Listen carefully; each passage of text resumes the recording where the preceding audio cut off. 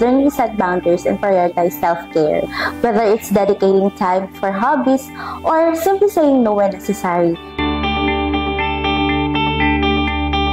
Bilang babae, ina-advocate ko ang pagbabago sa pamamagitan ng pagsuporta sa ibang tao, especially sa ating mga kababaihan na may hesitations na mag-speak up. Kasi naniniwala ako na bawat isa ay may karapatan na isaboses or ipahayag ang kanilang mga saloobin. Ang pagbabago ay kailangan magsimula sa ating sarili.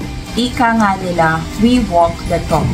Sa aming team, hinihikayat ko na okay lang magkamali at maging proactive.